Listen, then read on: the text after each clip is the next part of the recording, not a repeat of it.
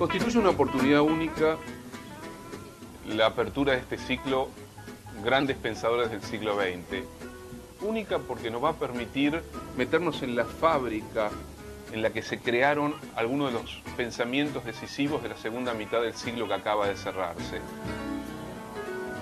Vamos a escuchar a Claude Lévi-Strauss, a Jacques Lacan, a Michel Foucault, a Pierre Bourdieu, a Cornelius Castoriadis, entre otros, a Hannah Arendt, que nos van a permitir viajar por los mundos del psicoanálisis, la filosofía, la etnología, la ciencia de la naturaleza, la problemática más profunda de la vida, del lenguaje, de la política. Es decir, recorrer junto a estos pensadores extraordinarios aquello que sigue siendo fundamental para pensarnos hoy a nosotros mismos.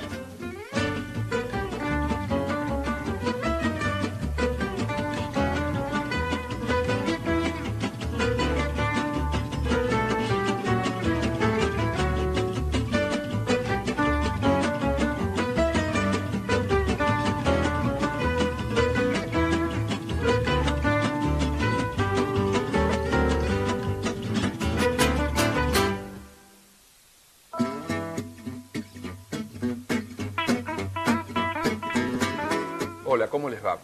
Hoy tenemos una más que interesante oportunidad en el ciclo Grandes Pensadores del siglo XX de escuchar desde otro lugar algunas de las cuestiones que hemos podido perseguir junto a pensadores como Foucault o como Lacan o Lévi-Strauss o Hannah Arendt. Hoy vamos a tener la posibilidad de meternos en un lenguaje que va a intentar establecer conexiones, ligar el ámbito de las ciencias de la naturaleza, de aquellas ciencias llamadas duras, que se expresan generalmente en lenguaje matemático, y esa otra dimensión de las ciencias del hombre, de las ciencias sociales. Es decir, a través de esta entrevista a Ilya Prigogine, Premio Nobel de Química en 1977, un hombre que nació en Moscú en 1917, en el año de la Revolución Rusa, pero que pasó casi toda su vida y sigue atravesando esa vida en Bélgica. Vamos a tener la oportunidad, les decía, de escuchar cómo un hombre que viene de las ciencias de la naturaleza, un hombre que viene de la física y de la química, intenta construir puentes para pensar de una manera diferente nuestra visión del mundo, nuestra imagen del universo, nuestra concepción de la vida. Con Ilya Prigogine vamos a recorrer los senderos de la visión moderna de la naturaleza. Vamos a ir hacia Newton, hacia Galileo, a ese tiempo heroico en el que se fijaron las condiciones de la revolución científica de la modernidad.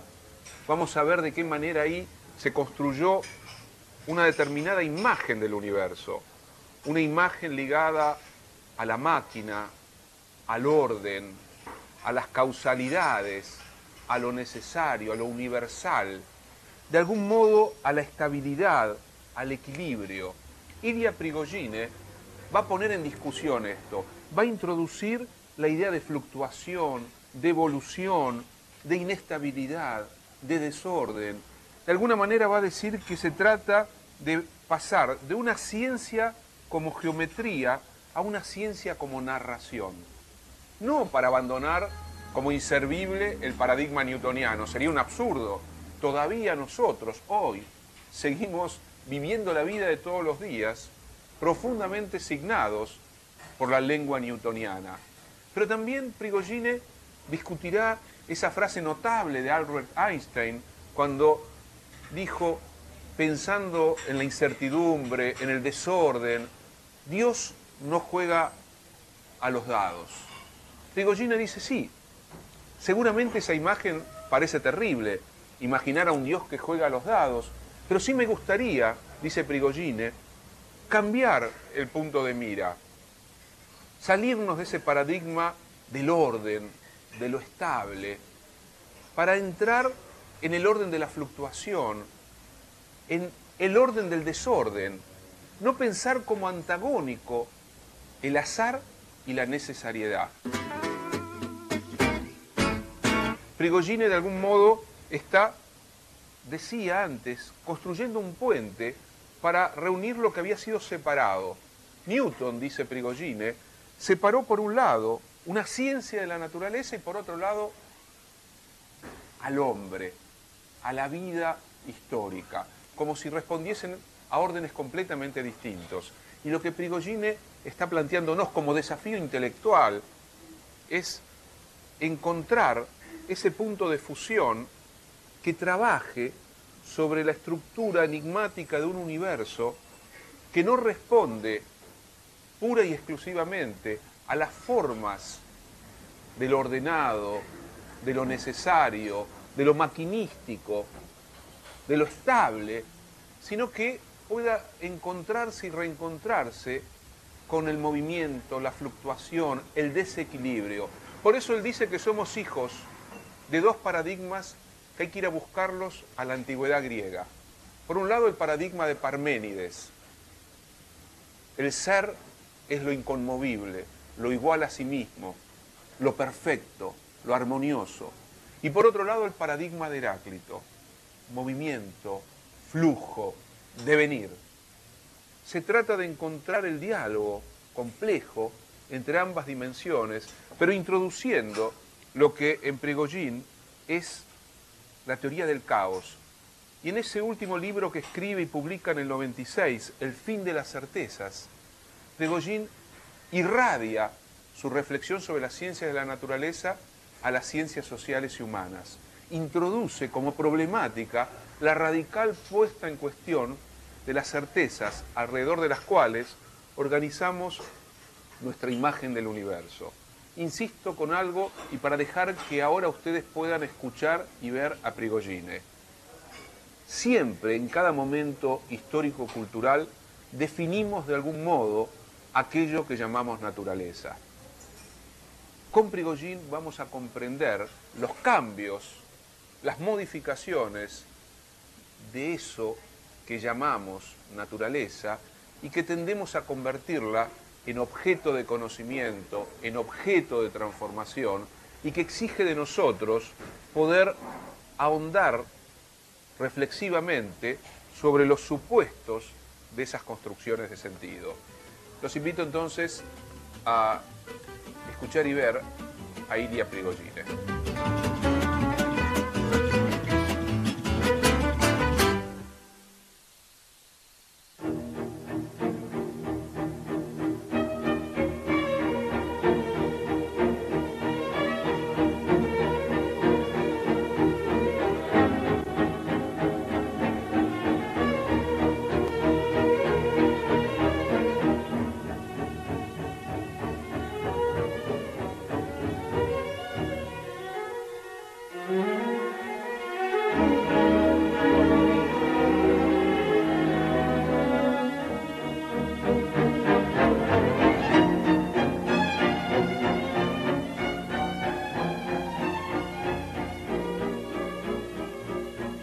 Monsieur Prigogine, vous êtes prix Nobel de chimie, et ça fait aussi de très longues années que vous vous intéressez à l'histoire des sciences.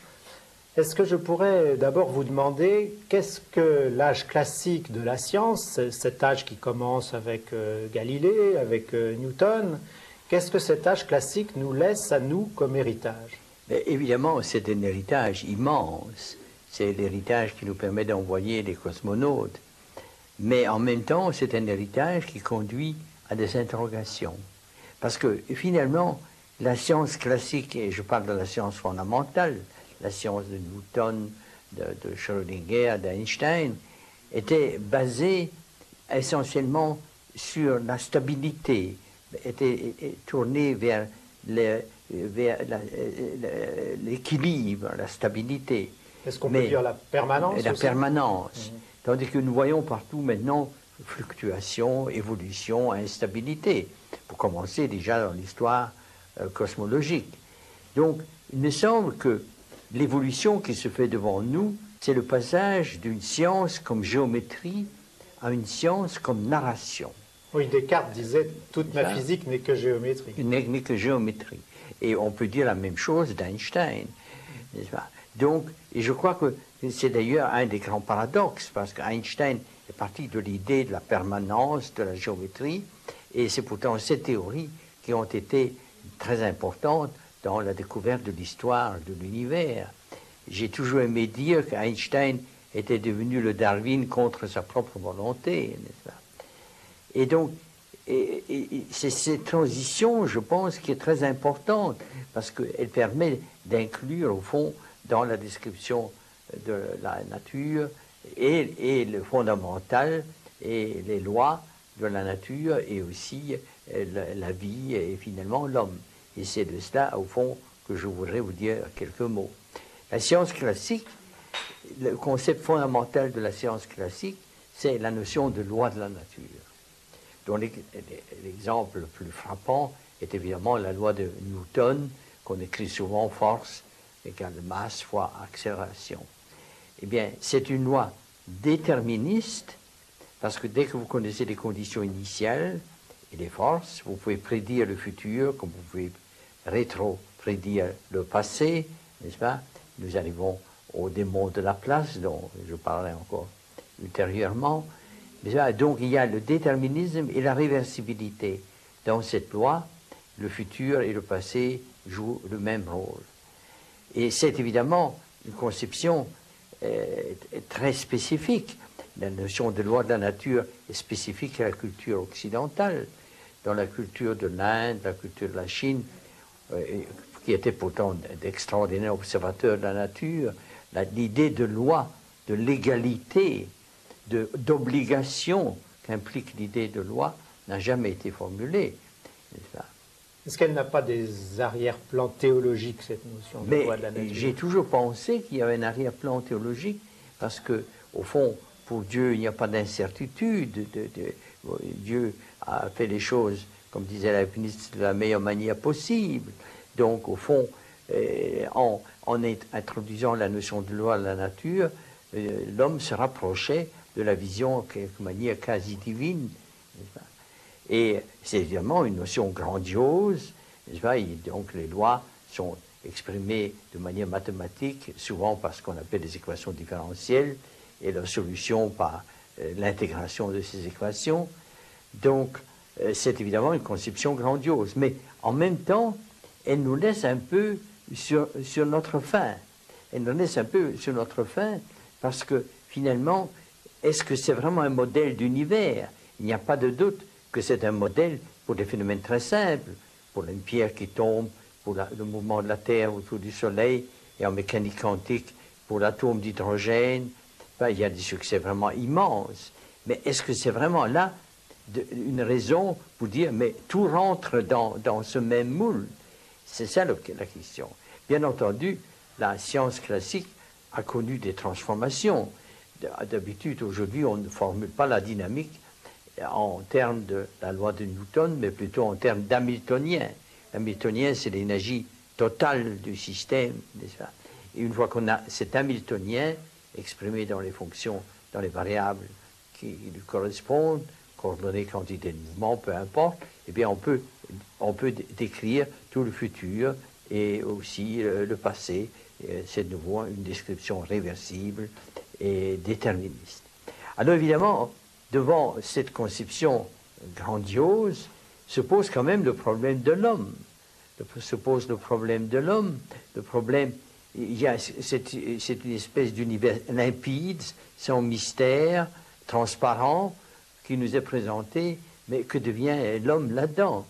Et vous savez que ce problème a été posé par les très grands scientifiques et les grands penseurs. Par exemple, pour Monod, la vie était dès lors à l'extérieur de ces lois, était le résultat on pourrait dire, d'un miracle laïque, puisqu'il était très opposé à toute forme de croyance religieuse. Donc, il y avait un dualisme qui émergeait.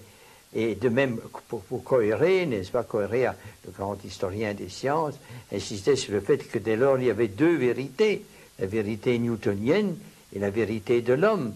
Et deux vérités, il n'y a pas de vérité. Donc il y avait comme une espèce de brisure, n'est-ce pas, de brisure entre deux mondes.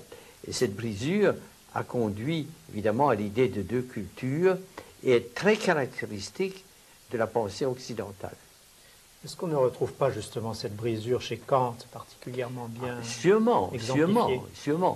J'y reviendrai d'ailleurs, peut-être, n'est-ce pas? Évidemment, cette brisure se manifeste par un dualisme, chez Descartes, entre la matière, res extensa, et la pensée, res cogitans, chez Kant, par le noumène et les phénomènes, et finalement, quand les philosophes s'écartent de ce dualisme, ils deviennent anti-scientifiques, parce qu'alors ils mettent en avant le problème du temps, comme Heidegger, comme Bergson, et alors ils deviennent, et comme la science classique ne donnait pas ce temps en tant que temps existentiel, en tant que temps de décision, en tant que temps de Sartre ou de Kierkegaard, eh bien, alors dès lors, il fallait rejeter la science. D'où, de nouveau, comme je disais, cette coupure, ce dualisme de la pensée occidentale qui perdure au fond depuis Platon. Oui, est-ce que néanmoins dans l'approche antique de la science ou de la philosophie, est-ce que finalement certains problèmes n'étaient pas mieux posés que par la science classique elle-même? Mais ce problème du dualisme s'est posé depuis la science antique, d'une manière particulièrement claire par Épicure, par Lucrèce, puisque Épicure se demandait comment la nouveauté pouvait apparaître dans le mouvement rectiligne des atomes. Et c'est comme ça qu'il a introduit le clinamen, qui est au fond une espèce de petite turbulence occasionnelle, imprévisible. Et une chose qui me frappe d'ailleurs, c'est que cette idée de clinamen est reprise au XXe siècle par des grands penseurs et scientifiques comme Einstein et Hawking, puisque Einstein, dans son travail sur l'électromagnétisme en 1916, dit on ne peut comprendre l'émission spontanée en imaginant que les photons sont émis à intervalles imprévisibles et dans des directions imprévisibles. Et que Hawking, dans son livre célèbre, Une brève histoire du temps, est aussi dualiste. D'un côté, un univers géométrique, et de l'autre côté, le principe anthropique qui est là pour expliquer la vie. Mais quel est le lien entre les deux?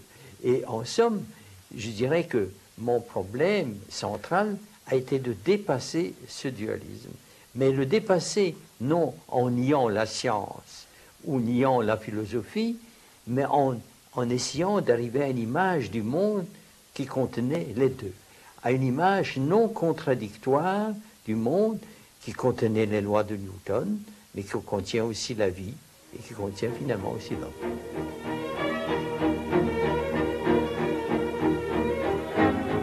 Monsieur Prigogine, vous savez certainement que pour Spinoza, le hasard, ça n'est guère que l'ignorance de la nécessité. Par ailleurs, quelqu'un comme Einstein avait dit Dieu ne joue pas au dé. Qu'est-ce que vous en pensez de votre côté? Mais, évidemment, c'est le point de vue classique, n'est-ce pas? C'est de dire que, au fond, nous avons une apparente liberté peut-être, mais que le fond de l'univers est déterministe. Moi, j'ai toujours aimé l'image de Popper qui disait que alors nous serons comme au cinéma où nous voyons un film et nous ne savons pas qui a tué ou qui va être tué, mais le réalisateur le sait. Et nous sommes là comme des spectateurs d'un film qui est déjà joué. On se demande à quoi servirait alors l'univers, à nous faire répéter une pièce qui est déjà faite. Ça me paraît quand même peu vraisemblable. Moi, j'ai toujours pensé, comme Valéry, que l'univers est plutôt construction, que le futur n'est pas donné.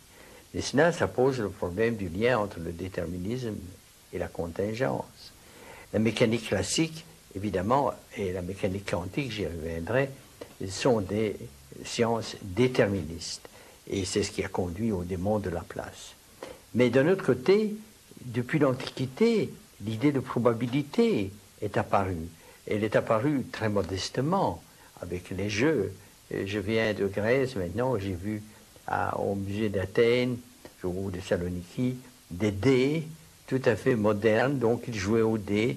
Une fois qu'on sait jouer aux dés, on a l'idée de probabilité.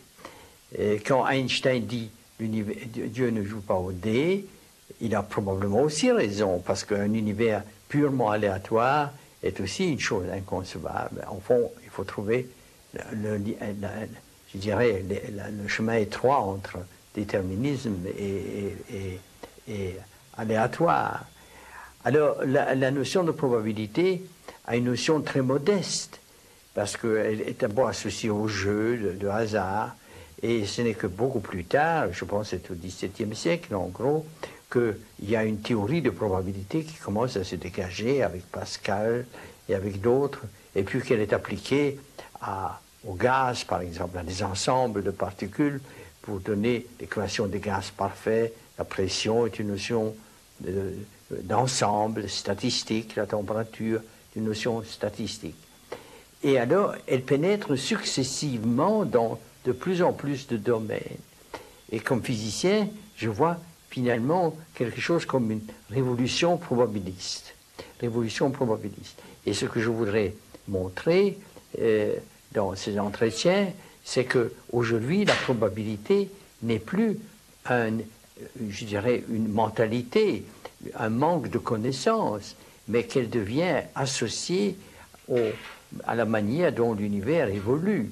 Donc les lois contiennent un élément de probabilité intrinsèque qui n'a rien à faire avec le fait que nous savons ou nous ne savons pas, que ce n'est pas un état d'esprit, que c'est quelque chose de beaucoup plus profond. Et c'est ce qui évidemment explique la possibilité de nouveauté. Au fond, nous voulons expliciter la rationalité du clinamen. Le clinamen a apparu d'abord comme quelque chose de contraire à la raison. C'est un phénomène surajouté, n'est-ce pas? Et nous voulons maintenant arriver à comprendre pourquoi il y a des phénomènes aléatoires dont Lucrèce et Épicure parlaient. Alors, les probabilités ont fait leur grande entrée en physique avec la théorie statistique de la thermodynamique, et grâce à Gibbs et grâce à Einstein, ils parlaient d'ensemble. Ils considéraient donc non plus une trajectoire, mais beaucoup de trajectoires. Mais ils le considéraient cet ensemble par suite de notre ignorance, parce que nous ne savions pas quelles étaient les conditions initiales de toutes les particules que nous devions considérer à la suite de notre ignorance des ensembles. Donc, et une fois qu'on a une théorie probabiliste, alors le passage à une théorie dirigée dans le temps devient facile. Ça, c'est le développement de la théorie moderne des probabilités.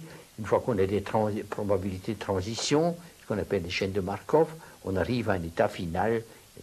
Donc il y a un lien. Et ce lien apparaît très clairement depuis Boltzmann, donc il y a 120 ans en gros. Boltzmann est au fond influencé par Darwin. Et Darwin, c'est l'introduction des probabilités en biologie. Les probabilités jouent un rôle absolument fondamental, puisque l'évolution se fait par fluctuation. Et puis par mutation. N'est-ce pas? Oui, par fluctuation, au hasard des probabilités. Et, n'est-ce pas, et finalement, le milieu amplifie l'une ou l'autre des possibilités. Mais donc, il y a quelque chose de très, très important dans Darwin, c'est que la biologie devient une biologie de population, et que pour décrire ces populations, il faut des probabilités. Nous avons déjà parlé dans notre entretien de la physique classique. La physique classique, j'ai parlé des lois de Newton, mais la physique classique nous a aussi laissé l'héritage de l'entropie. L'entropie, c'est une grandeur qui croît d'une manière monotone dans un système isolé qu'on associe d'habitude à une probabilité croissante. Mais la chose importante, c'est qu'elle a une flèche du temps. Elle a une flèche du temps. Et cette flèche du temps est liée à tous les phénomènes irréversibles, comme la conduction de chaleur. La conduction de chaleur se fait du chaud vers le froid. Donc, il y a un élément irréversible. Donc, en fait, quand nous observons le monde, nous sommes en face de deux types de phénomènes.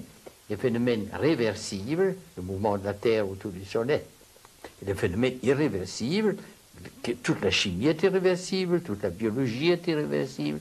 Donc, au fond, les phénomènes réversibles ne touchent qu'une partie de notre univers.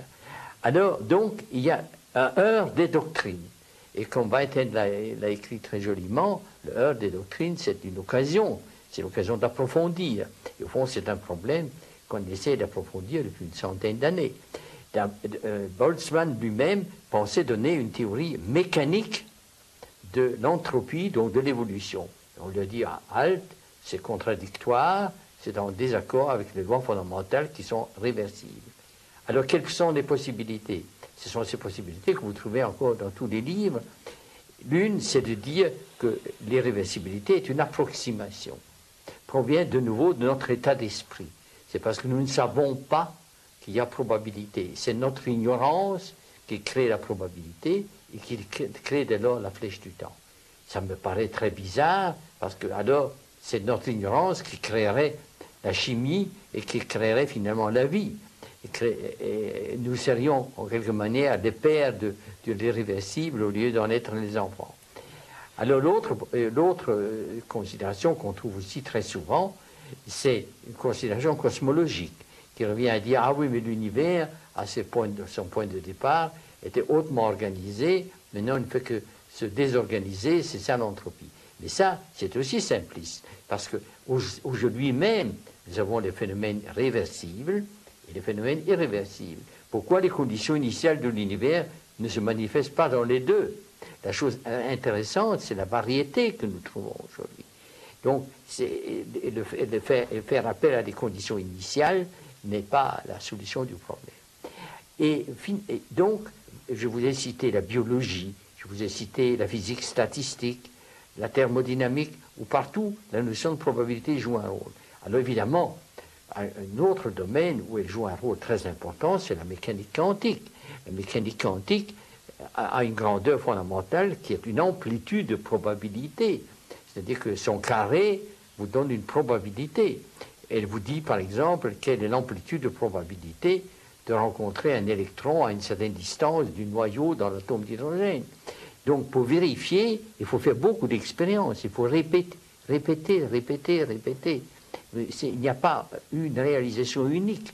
Chaque réalisation correspond à une réalisation d'une probabilité. Mais la mécanique quantique conduit à des difficultés. Elle contient bien l'amplitude de probabilité, et cette amplitude décrite est donnée par une équation déterministe, de nouveau, et réversible dans le temps. Or, il faut de nouveau introduire quelque part l'irréversibilité. On l'introduit par le collapse, en anglais, de la fonction d'onde. Mais donc, on arrive à une description dualiste, où il y a d'un côté la fonction de Schrödinger, l'équation de Schrödinger, de l'autre côté, le collapse de la fonction d'onde. Donc, il y a aussi quelque chose de peu satisfaisant. C'est la raison pour laquelle beaucoup de chercheurs ont cherché à introduire un déterminisme dans la mécanique quantique, et notamment Louis de Broglie, et notamment David Bohm, mais les expériences faites à Paris, les expériences célèbres d'Alain Aspect, ne semblent pas être d'accord avec cela. Donc, il faut, au fond, arriver à fonder les probabilités d'une manière plus générale, je dirais. En somme, la mécanique quantique introduit déjà les probabilités, mais elle ouvre deux chemins. Ou bien le retour à l'orthodoxie, par les variables cachées, mais ça, à mon avis, même si ça pouvait se réaliser, ne donnerait pas la solution au problème du temps, parce que la mécanique classique ne connaît pas non plus la flèche du temps. Ou bien, au contraire, accentuer le caractère probabiliste. Et c'est dans cette direction-là que je suis allé. C'est-à-dire qu'il faut arriver à ce que j'aime bien appeler une voie étroite entre le déterminisme et l'aléatoire. Le déterminisme est aliénant, parce que le déterminisme nous rend, en quelque manière, fait de nous des marionnettes. Et ça n'a aucun sens. Au fond, il empêche, je dirais, la coexistence de ces deux projets que les Grecs avaient déjà formulés, l'intelligibilité de la nature et un monde humaniste, un monde de valeurs dont nous avons besoin dans notre vie sociale. Si le monde est déterministe, la notion de valeur n'a aucun sens. La notion de valeur implique des choix, implique une éthique. Donc je crois qu'il y a une liberté.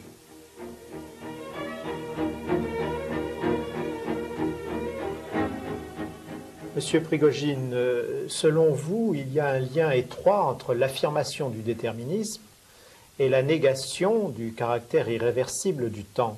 Est-ce que ce lien étroit, vous pouvez le justifier? Oui, il y a un lien entre temps et probabilité. Mais je pense qu'avant de revenir sur le problème des probabilités, je voudrais d'abord parler un peu de la flèche du temps. La flèche du temps, et alors comment justifier la flèche du temps dans une vision probabiliste. C'est au fond les deux étapes, n'est-ce pas? Donc la flèche du temps apparaît dans la thermodynamique. Mais la thermodynamique, avec l'entropie croissante, l'entropie qui devient maximum dans un système isolé. Mais, comme je le disais dans notre entretien précédent, la science classique s'intéressait à l'équilibre, à la stabilité.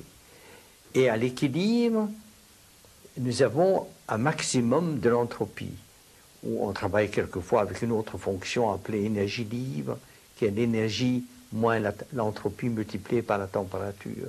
Donc de toute manière, il y a un principe variationnel. Il y a quelque chose qui devient extrémum à l'équilibre. Alors, à l'équilibre, le système est immunisé par rapport à ces fluctuations. Parce que si vous faites une petite fluctuation, vous allez sortir du maximum ou du minimum, mais le système réagit de manière à vous ramener au minimum ou au maximum. Donc, au fond, le système ne connaît que une vérité, qui est la vérité du maximum ou du minimum de l'entropie ou de l'énergie libre. Mais ce qui est intéressant, c'est alors se demander, mais qu'est-ce qui se passe en dehors? Qu'est-ce qui se passe quand vous sortez de l'équilibre? Qu'est-ce que ça signifie sortir de l'équilibre? C'est par exemple chauffer un bout et refroidir l'autre. Si on ne refroidissait pas un bout et chauffait l'autre, le système se mettrait à l'équilibre thermique, température uniforme. Mais nous l'empêchons maintenant. Qu'est-ce qui se passe? Eh bien, la première surprise, pour moi, et c'est une surprise qui date de mes années d'études, d'étudiants, c'est que quand vous sortez un système de l'équilibre, il y a des phénomènes d'ordre qui se produisent. Ce n'est pas un désordre croissant, mais il y a des phénomènes d'ordre. Un exemple de physico-chimiste, c'est l'exemple de thermodiffusion. Quand vous chauffez une boîte qui contient deux constituants, mettons l'hydrogène et l'azote, eh bien, vous chauffez d'un côté, vous refroidissez de l'autre, vous trouvez plus d'azote du côté froid, plus d'hydrogène du côté chaud. Donc vous avez un phénomène d'ordre, vous avez séparé les molécules par un processus irréversible. Et aujourd'hui, on est convaincu que la plupart des structures complexes que nous rencontrons dans l'univers, et notamment dans la vie, ne peuvent se produire que loin de l'équilibre. Parce que loin de l'équilibre, et c'est peut-être ça la chose la plus curieuse, il n'y a plus de minimum ou d'extrémum. Donc il n'y a plus un état idéal vers lequel le système doit nécessairement tendre. Donc c'est le régime des fluctuations, c'est le régime des bifurcations, dans lequel de nouvelles solutions prennent naissance. C'est le régime de ce que j'aimais appeler des structures dissipatives. Une structure dissipative, je la compare à une structure d'équilibre, le cristal. Une structure dissipative, c'est la ville. Elle ne se maintient que parce qu'elle interagit avec le monde extérieur. Et sa structure reflète son interaction. Et de même, une cellule biologique est une structure dissipative. Elle est structurée de manière à pouvoir interagir avec un monde extérieur. Donc, vous avez alors ces éléments de structure dissipative, d'auto-organisation, parce que comme il y a beaucoup de ces structures possibles, il y a des choix entre ces structures, on parle d'auto-organisation, de bifurcation et dès lors de probabilité, nous revenons là-dessus, puisqu'il y a un choix entre différentes possibilités, et nous voyons là très clairement apparaître le rôle constructif du temps. Donc vous voyez, c'est une des raisons pour lesquelles je ne pouvais pas être d'accord avec Einstein quand il disait « le temps est illusion ». Non, le temps n'est pas illusion. La flèche du temps, le fait de sortir de l'équilibre, vous donne des nouvelles structures. Et ces structures sont absolument fondamentales pour comprendre le monde qui est autour de nous. Et ils sont fondamentaux dans l'écosphère, dans l'histoire du climat, dans l'histoire de la vie. En fait, je dirais que la flèche du temps conduit à deux considérations très générales. D'abord, la flèche du temps est peut-être l'élément commun, le seul élément commun dans tout notre univers, de toute cette grande bulle en train d'exploser. Il y a un élément commun, c'est la direction du temps. Chacun de nous vieillit dans la même direction. Quand vous vieillissez, je vieillis et vice-versa. De même, chaque étoile évolue dans la même direction. Qu'est-ce qu'il y a de commun entre un rocher et un être vivant? Eh bien, c'est l'évolution temporelle. Elle est évidemment différente pour l'homme que pour une pierre, mais il y a quand même une évolution orientée. Et en même temps, la flèche du temps est à l'origine de la diversité du monde.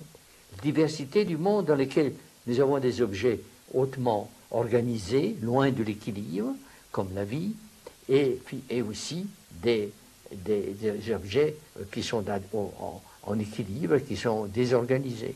Donc le monde nous paraît comme une superposition de fluctuations. Dès lors, pas question d'une théorie linéaire du temps. Il y a des reptiles qui, il y a 200 millions d'années, se sont mis à voler, mais d'autres reptiles sont restés sur Terre.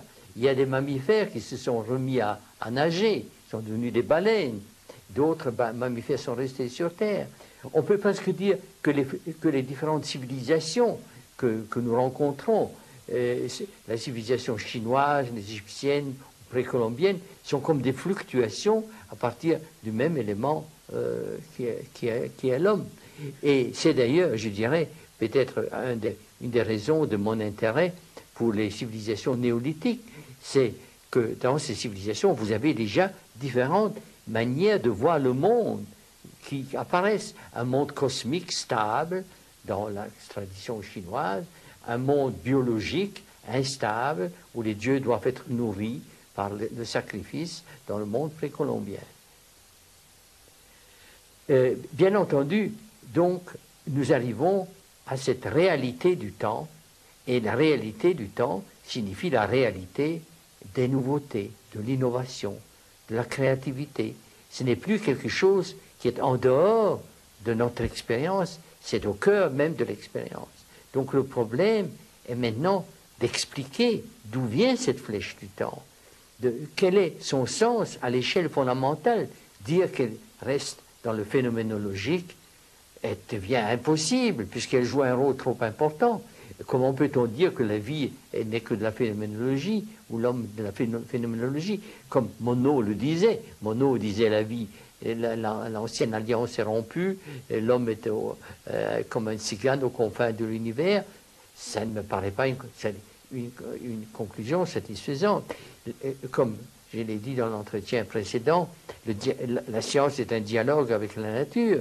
Au fond, la science doit nous insister sur notre appartenance à la nature, et de dire que la science conduit à nous reconnaître comme étrangers à la nature ne peut correspondre qu'à une seule chose, c'est de méconnaître le sens de ce que nous apprenons.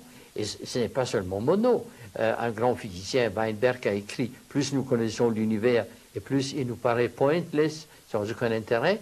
Évidemment, le fait d'avoir réuni les forces électromagnétiques avec les forces faibles de la radioactivité n'a pas de relation directe avec l'homme, mais le fait d'avoir montré qu'il y a un univers évolutif place l'évolution biologique et l'évolution humaine dans un cadre grandiose.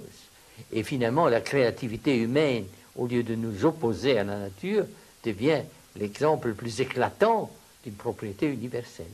Oui, il faudrait donc absolument se garder d'opposer le temps humain au temps de la nature. C'est ça, c'est ça. Pour moi, le temps humain est un temps particulier, un exemple particulier du temps de la nature. Bien entendu, si vous demandez quel est le mécanisme du temps humain, c'est-à-dire c'est finalement de la neurophysiologie, et ça n'est pas mon domaine, mais l'existence de ce temps humain, la direction de ce temps humain, l'innovation associée au temps humain, cela, ce sont des propriétés universelles.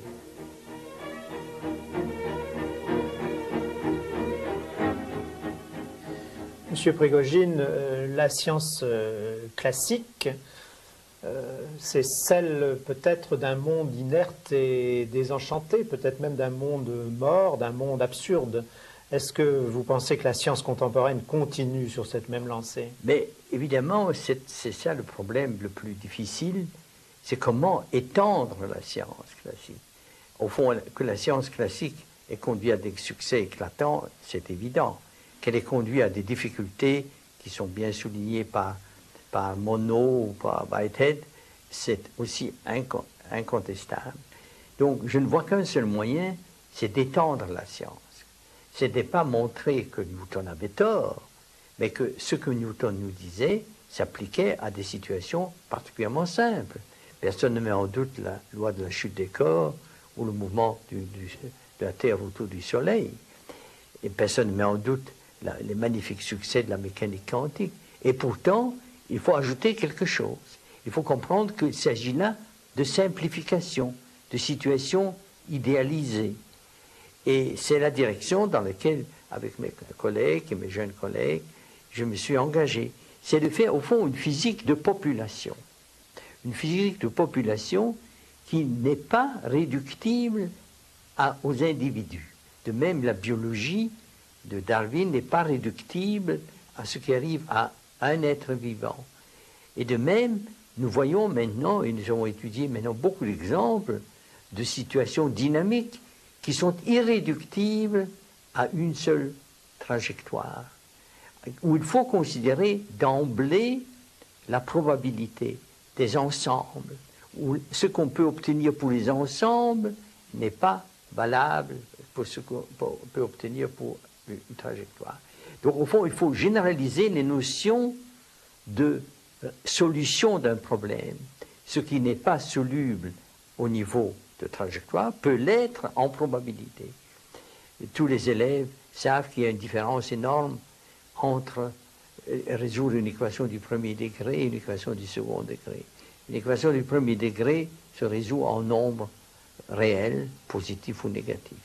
Une équation du second degré demande des imaginaires. Donc, il y a des problèmes qui demandent une autre mathématique. Une mathématique, et ici aussi, il y a des situations qui demandent une mathématique de probabilité irréductible à la mathématique des trajectoires. Alors, l'exemple le plus simple, connu depuis le Moyen-Âge, c'est l'application de Bernoulli. On multiplie un nombre par 2 et on s'intéresse seulement à la partie du nombre entre 0 et 1. On peut montrer que cette partie-là va prendre n'importe quelle valeur finalement entre 0 et 1. Et si vous changez légèrement la condition initiale, vous avez deux trajectoires qui s'écartent exponentiellement. Ce qui fait qu'il faudrait une connaissance infinie pour pouvoir prédire la trajectoire. Mais, curieusement, alors que ce problème est donc insoluble au niveau des trajectoires, du moment qu'on considère une région, alors il devient soluble. Et on a donc un problème qui est soluble en probabilité, mais pas en trajectoire. Et c'est vrai aussi, et je ne vais pas entrer dans les détails qui ne seraient pas à leur place, mais c'est vrai aussi pour les systèmes dynamiques réels qui interagissent tout le temps. Vous voyez, ce que Newton considérait, c'est au fond des interactions, je dirais, temporaires, essentiellement, comme par exemple une particule, je simplifie un petit peu, qui vient tomber sur un obstacle et puis devient libre de nouveau, n'est-ce pas?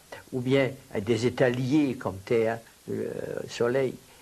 Tandis que maintenant, il y a des situations où les particules interagissent, collision, mais il n'y a pas de particules libres, parce qu'il y a tout le temps de nouvelles particules. Dans cette chambre, il y a des milliards et des milliards de particules. Eh bien, tout le temps, elles interagissent, elles interagissent, elles interagissent. Et là, il faut faire une physique des populations. Et cela conduit à une extension de la mécanique classique et à une formulation unifiée de la mécanique quantique, dans laquelle on évite les difficultés dont j'ai parlé avant de la mécanique quantique, et qui nous donne une vision plus complète, mais les lois de la nature changent de signification. Au lieu d'être des lois d'événements individuels, ce sont des lois de probabilité. Au lieu d'exprimer la certitude, elles expriment des possibilités. Donc, elles permettent un monde en construction. Elles permettent un futur qui n'est pas donné, mais qui est en train de se faire. Alors évidemment, le fait d'avoir de cette manière introduit le narratif dans les lois fondamentales, l'évolution dans les lois fondamentales, change la classification des sciences. Parce que, évidemment, avant, il y avait les sciences dures, Newton, Einstein, Schrödinger, qui parlaient de certitude, et les sciences humaines, économie, sociologie, philosophie, qui parlaient de possibilités. Maintenant, tout le monde parle de possibilités. Il faut donc s'habituer à penser l'incertain. Il faut penser, il ne faut plus identifier la raison avec la certitude et la probabilité avec l'ignorance. Alors, bien entendu, il me semble que cela a une signification non négligeable pour l'histoire de la philosophie. Parce que finalement, pour un amateur, parce que je ne suis pas un philosophe professionnel, mais un amateur seulement, l'histoire de la philosophie, c'est un peu la lutte entre Héraclite et Parménide depuis 2500 ans. Et l'idée classique, c'est que c'est je dirais, que le changement a quelque chose d'irrationnel, tandis que la certitude, le permanent de Parménide, c'est la chose essentielle. D'où la recherche de permanence, de substance, de ce qui dure. Et cette lutte a fait que Jean Wahl, que j'admire beaucoup dans son traité de métaphysique, a écrit que l'histoire de la pensée occidentale a été une histoire malheureuse. Parce qu'elle a été toujours tiraillée entre ces deux tendances et entre les deux cultures. Entre les deux cultures, la culture humaniste et la culture scientifique qui conduisait à l'idée de valeur qui était exclue. D'où, finalement, des hésitations continuelles entre un dualisme, Descartes, Kant, déjà, n'est-ce pas? Ou bien un monisme comme Spinoza et Einstein, dans lesquels tout était automate. Et vous connaissez la fameuse lettre d'Einstein à Tagore, où il disait que si on demandait à la Lune pourquoi elle se mouvait, elle dirait que c'est parce qu'elle a pris cette décision. Nous en rions parce qu'elle obéit aux lois de Newton. Nous devions rire aussi quand l'homme pense qu'il prend des décisions, parce qu'il n'y a pas de raison que le déterminisme s'arrête là. On arrive à une nouvelle forme de monisme. Un monisme dans lequel la créativité, l'évolution est à tous les niveaux de la nature, et que, d'une certaine manière, l'homme réalise peut-être davantage que toute autre réalisation que nous connaissons les lois fondamentales de la nature. Finalement, moi j'ai toujours rêvé à cela, je ne sais pas si j'y suis arrivé ou non, mais j'ai toujours rêvé d'une conception non contradictoire. C'est ça le sens de la nouvelle alliance, d'une conception non contradictoire où il y aurait de la place à la fois pour Newton, mais à la fois aussi pour la vie et pour l'homme. Ce n'est pas une conception réductrice. Quand je parle de monisme, on pourrait facilement mal me comprendre. Je ne parle pas d'une théorie qui serait applicable à la fois à la neurophysiologie et aux atomes. Mais je parle d'une conception de la nature dans laquelle les deux trouvent leur place. Je ne parle pas d'une théorie réductrice. Bien au contraire, que devient le temps dans la conception que je viens d'énoncer? Le temps devient un problème global, un problème de population.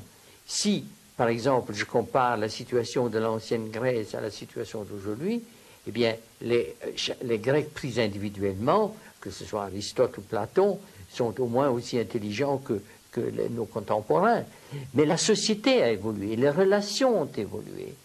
Et c'est donc dans ces relations que se trouve l'histoire. L'histoire ne se trouve pas dans les unités, l'histoire se trouve dans l'ensemble. Et l'irréversibilité se trouve dans l'évolution de ces ensembles. Et dès lors, ce n'est pas du tout une théorie réductrice. Ce n'est pas une théorie où vous pouvez dire j'ai la particule élémentaire et j'ai tout. Et peut-être que je pourrais terminer en disant que tout ce que j'ai raconté peut être considéré comme un commentaire à une pensée de Blaise Pascal. Blaise Pascal a écrit « Je ne peux pas croire que je comprenne le particulier si je ne comprends pas le tout ». et que je ne comprends pas le tout si je ne comprends pas le particulier.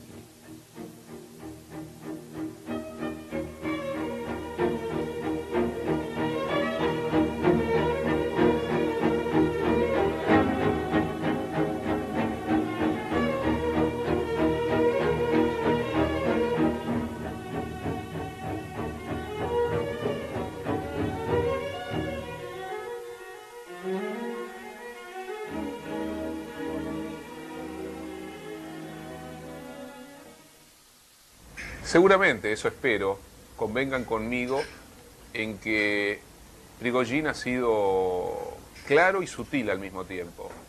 Ha explicado lo difícil de explicar con palabras accesibles y al mismo tiempo no ha renunciado a la complejidad de aquello que estaba intentando explicar. Este me parece que es un punto decisivo. Un pensamiento riguroso, un pensamiento de la complejidad, puede y debe encontrar lenguajes de comunicación, pero no debe renunciar a la complejidad de aquello que está tratando de pensar. Sobre todo en una época como la nuestra, en la que todo tiene que estar digerido, bien masticado y vulgarizado. Espero no estar equivocado y que ustedes hayan podido comprobar en esta entrevista a Ilia Prigogine que la complejidad puede encontrar un lenguaje que sea accesible para el gran público, pero que encontrar ese lenguaje no implica vulgarizarlo, no implica ponerlo al nivel del zócalo, sino implica un desafío. Todo el ciclo Grandes Pensadores del siglo XX supone un desafío para nosotros.